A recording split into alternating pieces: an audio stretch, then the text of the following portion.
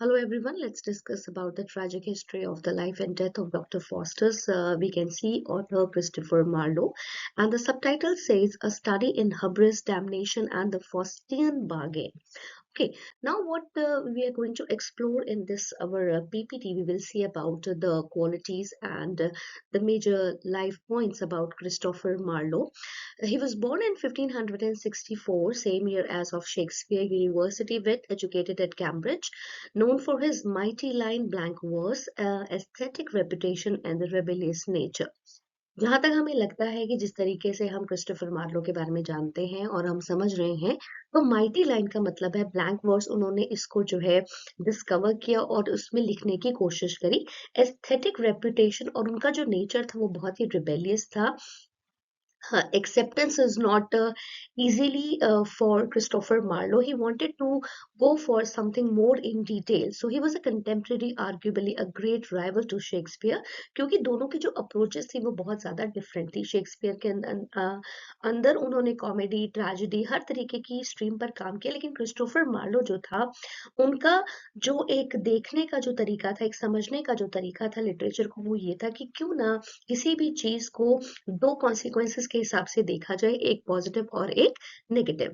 So his life was very short, violent. He was killed in a Tavern brawl at age of 29, officially over a bill, though many suspected it was a political assassination. तो कई बार लगता है लोगों को कि जैसे किसी की जिंदगी छोटी होती है या वायलेंट होती है, यानी कि उनकी जिंदगी में जो नेगेटिविटी थी वो उनके आसपास भी बहुत ज्यादा थी और उनका जो है वो कत्ल भी हुआ था उस टाइम पर, लेकिन उसे एक पॉलिटिकल असैसिनेशन यानी कि उसको एक षड्यंत्र माना गया, प्लॉटिंग माना गया, और इस तरीके से उनकी डेथ हो गई बहुत ही छोटी उम्र में। और उनके जो मेजर वर्क्स हैं वो है टेम्बरलेन, द ज्यू of Malta, Edward second and doctor fosters. और डॉक्टर फॉस्टर्स जो है वो अपने आप में एक बहुत ही खूबसूरत जो है वो नॉवल है, और हम इसको जिसको ड्रामा जिसको हम बोलते हैं वो तो उन्होंने अपनी उस लाइफ में उसको लिखने की कोशिश करी, नहीं got a very beautiful reputation as well.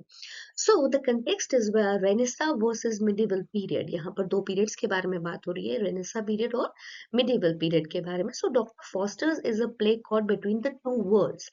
Dr. Faustus का जो major एक play है वो define करता है दो अलग-अलग संसारों को, the medieval world, God centred universe, medieval world उन्होंने जो लिखा कि जहां पर थियोलॉजी के बारे में ज्यादा बात होती है कि भगवान ने इस संसार को जो है वो बनाया है. स्ट्रिक्ट हायरार्की जो है वो क्या है कि ऊपर से नीचे तक की जो अथॉरिटी होती है वो कैसे काम करती है. ओके, वहां पर थियोलॉजी में मिडिवल पीरियड में जो हमारा मेन फोकस था वो विश्वास पर था, पाप है, पुण्य है, आफ्टर लाइफ के बारे में वो ज्यादा बात करते हैं. नॉलेज क्योंकि फाइनाइट होती है और रिवील्ड बाय गॉड क्योंकि भगवान ने बनाया है, तो भगवान को ही दुनिया के रहस्यों के बारे में भी पता है कि किस तरीके से जो है वो मिडिवल पीरियड में भगवान का जो एक विश्वास था वो बहुत ज्यादा मजबूत था. But when it came to the renaissance world, ठीक है, जब हम देखते हैं रेनेसा वर्ल्ड की जब अप्रोच आई, so it was human centred universe. Humanism के बारे में हम लोग बात कर रहे थे. We were focusing on individual potentials, ठीक है, कि एक इंसान की ताकत कितनी होती है, एम्बिशंस, हमारा विश्वास क्या है, हमारी इच्छाएं क्या हैं, what are the worldly powers of us. So knowledge is infinite क्योंकि नॉलेज जो है वो अनंत है, to be conquered by man, और आदमी ने हर उस चीज को अचीव किया है. तो रेनेसा वर्ल्ड में ह्यूमनिज्म की जो एक अप्रोच थी that was very much high. So doctor Faustus himself is the ultimate Renaissance man. ठीक है, यहाँ पर जो डॉक्टर फॉस्टस अपने आप को दिखाते हैं वो है that is a Renaissance man, कि आज का मैं व्यक्ति हूँ who is pushing him beyond the boundaries of the medieval world, जो भगवान की अप्रोच से भी ज्यादा आगे बढ़ने की कोशिश करता है. So this was the difference between the Renaissance period and the medieval period. So the protagonist मतलब जिसके बारे में हम बात करते हैं, जो प्ले का मुख्य कलाकार है, doctor Faustus. Okay, so he was a brilliant scholar from Wittenberg, Germany.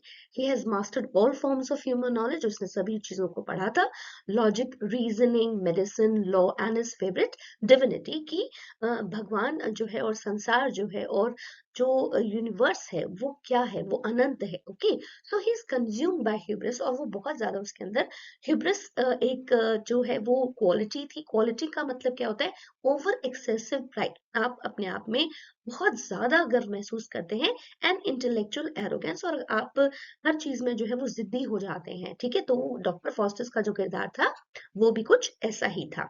तो he was bored with human limitations. उसको अच्छा नहीं लगता था कि आदमी यहीं पर आकर क्यों रुक जाता है, उसकी क्या लाइंस जो है वो बनी हुई है, वो वहीं पर आकर क्यों उन चीजों को क्रॉस नहीं कर पाता, क्योंकि वो अपने आप क्यों नहीं भगवान है।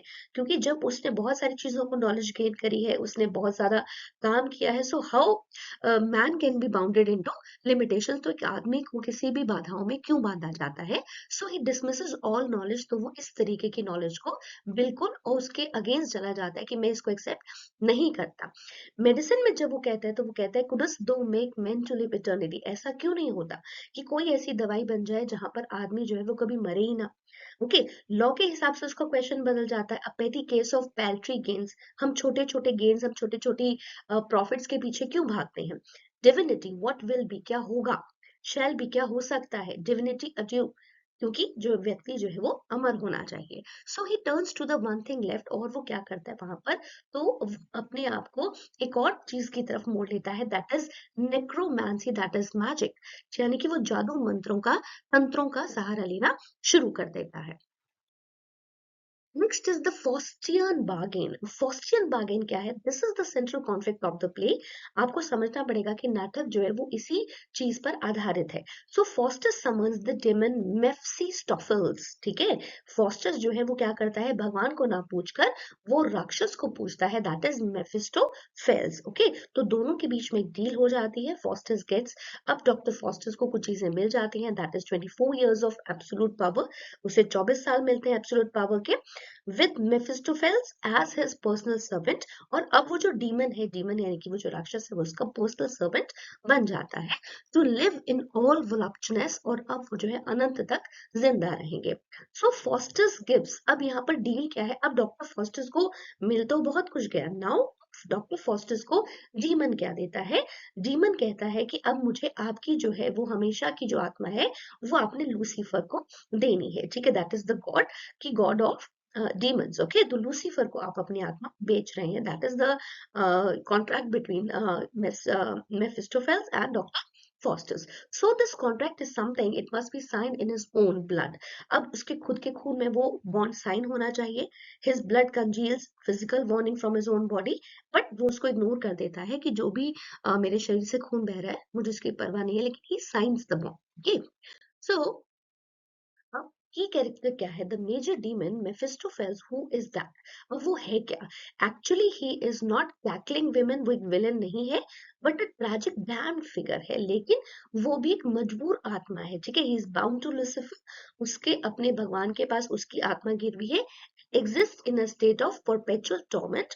और हमेशा वो जो है एक डर के साए में जीता है। सो रियली उसको क्या लगता है कि अब उसको जो है जो भी करना है, he will definitely agree to the things given by Lucifer. So he openly warns Faustus, वो Faustus को आगाह करता है about the horror of hell, कि आप देखिए कि आप जब नर्क में जाएंगे तो वहां का क्या हिसाब है ना। हिसाब मीन्स वहां कैसे लोग जिंदगी जीते हैं, क्योंकि हमें कहा जाता है ना कि अच्छे कर्म करेंगे तो आप स्वर्ग में जाएंगे, बुरे कर्म करेंगे तो आप नर्क में जाएंगे। तो यहाँ पर अब क्या है, उस नर्क की जो है वो व्याख्या वो बताता है। ठीक है, so what is the key code जो आप अपने पेपर में लिखने वाले हैं, that is why this is hell, ये नरक क्यों है। Nor am I out of it, मैं बाहर नहीं हूँ। थिंक्स दो दैट आई, हो सकता है मैं हो जाऊं बाहर। Who saw the face of God, जिसने भगवान को देखा है। But I am not tormented with 10,000 hells, लेकिन मुझे पता है कि मुझे नरक नहीं मिलेगा। ओके, बट क्या चीज है यहाँ पर, वो doctor Faustus doesn't listen to Mephistopheles. अब वो उसको नहीं सुनता है, ही इज टू एरोगेंट, वो बहुत ज्यादा मतलब गुस्से वाला है, नाराज है और बहुत ज्यादा जिद्दी है, to listen to the directions and the warnings. अब वो किसी भी वार्निंग्स को नहीं सुनता है बेटा। So the major symbolic characters, symbolic characters में है the good angel and the evil angel, अच्छा एंजल और बुरा एंजल। फरिश्ते में हम दो लोगों को देखते हैं। These are externalisations of Faustus own conscience. अब ये सारी ही चीजें जो है वो डॉक्टर फॉस्टर्स की इमेजिनेशन है, आत्मा से निकलती हैं, कि वो देखता है कि संसार, the world is divided in two worlds, है ना, the good one and the bad one. So they represent the central struggle between the repentance. अब यहाँ पर एक कॉन्फ्लिक्ट होता है, दोनों के बीच में एक संघर्ष है। क्या है, मिडिवल फेथ का कि भगवान में विश्वास किया जाए या एम्बिशंस में विश्वास किया जाए, that is the Venice of pride. है ना? अगर मैं सोचती हूँ कि मुझे पता है कि भगवान ही सर्वत्र है, तो मैं कहूँगी that is a medieval faith, ये मेरा मेडिवल फेथ है कि भगवान सर्वत्र है। बट माय एम्बिशन इज़ कि मैं भी भगवान बन सकती हूँ। This is my ambition, so that is my renaissance pride, जो ह्यूमैनिज़्म के साथ जुड़ी होती है। सो द ओल्ड मैन, यहाँ पर जो नेक्स्ट कैरेक्टर है that appears near the end is final. जब आपका ये प्ले खत्म होता है, डेस्परेट प्ली, और अब वो बहुत ज़्यादा कोशिश करता है कि फास्टस अपनी बात पर क्या करे, पश्चाताप करे, रिपेंट करे। सो ही रिप्रेजेंट्स ट्रू, वो बिल्कुल बताता है कि बिल्कुल सही, भगवान में विश्वास होना चाहिए, भगवान की मर्सी हमें मिलना चाहिए। सो डॉक्टर फॉस्टस जो है वो मूव हो जाते हैं, यानी कि उनको लगता है कि हाँ, कुछ मैंने गलत किया है। But Mephistopheles threatens him back into despair, लेकिन वो उसको वापस खींचता है उसी जगह पर। सो these are the central characters, आप इसको देख सकते हैं। Okay, tomorrow we will continue from act 1 to 2, the pact, the plot. So that's all for today. So if you like my channel, please do subscribe. Literature, keep it simple, by Dr. Pallavi. Thank you so much. Hello everyone, let's continue for part 2, that is Dr. Foster's. And yesterday I have told you to tell you about the first two acts in which Dr. Foster's has given the deal that Lucifer has given him seven deadly sins. So how he's going to become a god-like person and he will rule the world. So let's continue for plot. Act number 3 and 4, the wasted power. So Foster says 24 years and godlike power, what does he do? और अब उसके पास 24 सालों से भगवान जैसी ताकत है और अब वो इन ताकतों का क्या इस्तेमाल करने वाला था? He asked Mephistopheles questions about the universe. वो Mephistopheles से यूनिवर्स के बारे में क्वेश्चन करता है, ब्रह्मांड के बारे में पूछता है. But the demon cannot answer, लेकिन demon उसको जवाब नहीं दे पाता है. Who made the world, कि किसने इस संसार को बनाया है? Instead Faustus wastes his powers on, लेकिन Faustus इनको जानने की बजाय वो ये कहता है, वो अपनी ताकत का इस्तेमाल गलत रूप में करता है, प्रैक्टिकल जोक्स पर करता है, स्लैप्स द पोप, पोप को थप्पड़ मारता है, खाना चुरा लेता है, चीप इल्यूजन्स करता है, कॉन्जर्स ग्रेप्स इन विंटर, उसको लगता है कि भ्रम जो है वो गलत भ्रम पैदा करने से, फैलाने से जो है दुनिया में भ्रांतियां और ज्यादा पैदा हो जाएंगी. कैम्प करता है, a horse that becomes hay in water, कि घोड़ा जो है वो किस तरीके से पानी के अंदर डूबने की कोशिश. तो उसके पास जितनी भी ताकतें होती हैं वो उसका इस्तेमाल नेगेटिव पॉइंट ऑफ व्यू के लिए करता है, नेगेटिव परसेप्शंस बढ़ाने के लिए करता है, और उसकी कोशिश होती है कि किस तरीके से संसार में एक गलत, एक नकली दुनिया जो है वो बनाई जाए. So his grand ambition degenerates into petty pranks, और वो छोटी, उसका जो बहुत भगवान जैसा बनने की जो उसकी इच्छा होती है, लेकिन वो इन ताकतों को गलत वे में इस्तेमाल कर कर अपनी उन ताकतों को खराब करता है. So the comic subplot is Wagner, Robin and Rafe. Comic scenes में जब फॉस्टर्स के जितने भी नौकर है, वैगनर है, और उसका जो क्लाउन है, जो जॉकर है, रॉबिन और रैफे के रोल में वो दिखते हैं. सो दे मिसयूज फॉस्टर्स मैजिक बुक, और ये तीनों ही तीनों फॉस्टर्स की जो जादू की किताब है उसका गलत इस्तेमाल करना शुरू कर देते हैं. So the purpose is that this parodies fosters own foolishness, क्योंकि फॉस्टर्स ने यहाँ पर खुद उनको इतनी ज्यादा छूट दी थी कि वो उसकी किताब का इस्तेमाल भी कर सकते थे. लेकिन देखा, यहाँ पर ये कहा जाता है कि अगर आपने किसी के हाथ में, जैसे बंदर के हाथ में तलवार दे दी, तो वो इसका इस्तेमाल क्या करेगा? गलत ही करेगा. तो फॉस्टर्स का भी यही तरीका होता है. So their low magic shows Faustus high ambitions are equally based, और उनका जो ये घटिया जो जादू होता है वो फॉस्टर्स की बड़ी इच्छाओं के ऊपर जो है वो बराबर नहीं पड़ता है, और उसको नुकसान ज्यादा होता है. सो प्लॉट और एक्ट 5 में जो क्लाइमेक्स आता है, the scholars ask Faustus to conjure Helen of Troy. Scholars Faustus से ये कहते हैं कि आपको हेलन ऑफ ट्रॉय को जिंदा करना है. ही समझ हर, वो उसकी आत्मा से बात करता है, and speak the famous lines. अब वो उन बहुत ही फेमस लाइंस को बोलता है. Was this the face that launched 1,000 ships, क्या ये वही चेहरा है जिसने अपने पास बहुत सारे जहाजों को आने पर मजबूर कर दिया था?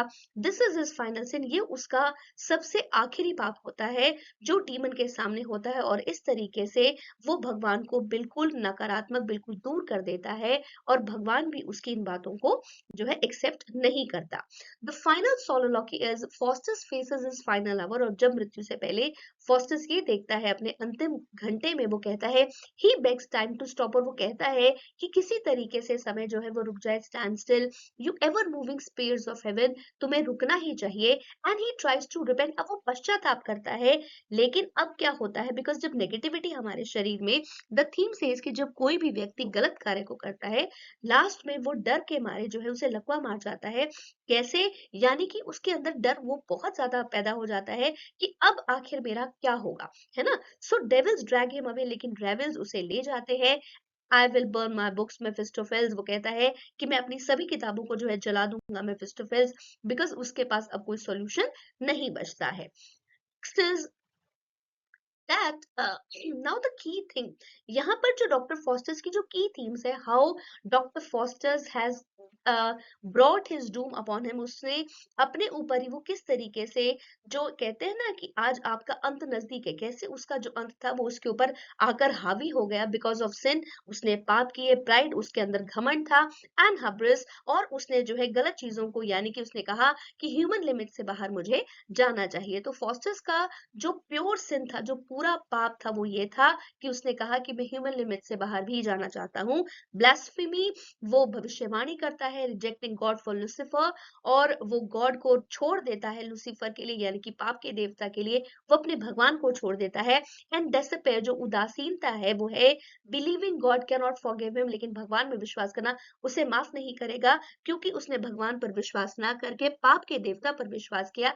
And that is his ultimate sin, और वही उसका फाइनल पाप साबित होता है. Key theme is redemption versus damnation, किसी चीज को छोड़ना और किसी चीज को एक्सेप्ट कर लेना. क्या फॉस्टस ने पश्चाताप किया? Yes, of course. Second is the good angel, his congealed blood. होमोफ्यूजे, उसने अपने हाथ पर उल्टी सीधी चीजें लिखी. मेफिस्टोफेल्स की वार्निंग को उसने अनसुना कर दिया. द ओल्ड मैन्स प्ली को भी उसने छोड़ दिया. और गॉड्स मर्सी हमेशा वहां पर होती है, लेकिन फॉस्टस ने क्या किया कि जब, अगर आप देखिए, what is the difference between God and beast, है ना. तो भगवान हर गलती की माफी देता है अगर आप उससे प्रार्थना करते हैं, प्रे करते हैं. That is the positive side of belief in God. लेकिन फॉस्टस ने उस उदासीनता को चुना जहां पर माफी की गुंजाइश नहीं थी. That is God Lucifer, the God of death. Conclusion में द कॉशनरी टेल ये है, द कोरस एंड्स, और अब ये नाटक धीरे धीरे अंत की तरफ बढ़ता है. कहते हैं फॉस्टस इज गॉन, फॉस्टस अब यहाँ से चला गया है. रिगार्ड हिज हेलिश फॉल, क्योंकि उसका जो उसका पतन था वो नरक की वजह से पतन हुआ, क्योंकि उसने चूज किया नरक के अंदर जाना. So warning against ambition without morality, आपकी जिंदगी में बहुत सारे विश्वास होने चाहिए, आपकी जिंदगी में बहुत सारे एम्बिशन हो सकते हैं, लेकिन अगर उसके अंदर नैतिकता का वजूद नहीं है, अगर मॉरल वैल्यूज की वहां पर इंपॉर्टेंस नहीं है, तो वो सारी एम्बिशंस जो है वो बेकार हो जाती हैं. This is the major theme given by Christopher Marlowe. तो फॉस्टियन बार्गेन यही है, एक मेटाफर बन जाता है कि आपका कोई भी एम्बिशन जो है वो डिस्ट्रक्टिव नहीं होना चाहिए. पहला क्वेश्चन यहाँ पर आपसे ये पूछा जा सकता है, the very first question is, at what point is Faustus truly damned, कौन से पॉइंट पर फॉस्टर्स को वाकई उसका जो है पतन शुरू हो गया था. That is the very first answer, जब उसने बॉन्ड साइन किया था, when he has given his soul to Lucifer and he has accepted the 7 sins given by God Lucifer. Second question is Mephistopheles a villain or a tragic figure? यहाँ पर वो एक tragic figure है, because giving so many warnings to Dr. Faustus, Mephistopheles के बारे में बात नहीं की गई, Mephistopheles की बातों को सुना नहीं गया, तो वहां पर वो एक villain नहीं है. लेकिन यहाँ पर ये चीज आती है that a person chooses his own fate. हर व्यक्ति अपना भाग्य खुद चुनता है, क्योंकि उसको choice दी जाती है कि आपने अच्छा करना है या बुरा करना है. Third question is Why are Act 3 and 4 filled with comedy? क्योंकि यहाँ पर उसने ऐसी अपनी किताब, जो बहुत इंपॉर्टेंट किताब थी, मैजिक बुक, उसने उन क्लाउन्स को दे दी, उसके नौकर को दे दी, और उनको उसका इस्तेमाल करना नहीं आया. That is why Act 3 and 4 are filled with comedy. और उसने अपनी जो पावर जिनको वेस्ट किया, वही उसकी ट्रेजेडी का जो है अंत बना, वही उसका एंड जो है वहां पर दिखता है. Question number 4, does the play argue against knowledge? Yes, of course. यहाँ पर प्ले नॉलेज के अगेंस्ट जाता है कि अगर आपको नॉलेज मिलती है, आप उसका इस्तेमाल पॉजिटिव वे में करते हैं या नेगेटिव वे में. It is totally dependent on any individual that how he takes knowledge as a power और as a small thing. Ambition important है या knowledge? Ambition is important, but with knowledge, medieval या modern ये depend करता है person to person. लेकिन अगर आप भगवान में विश्वास करते हैं, then only knowledge and ambition can come alive.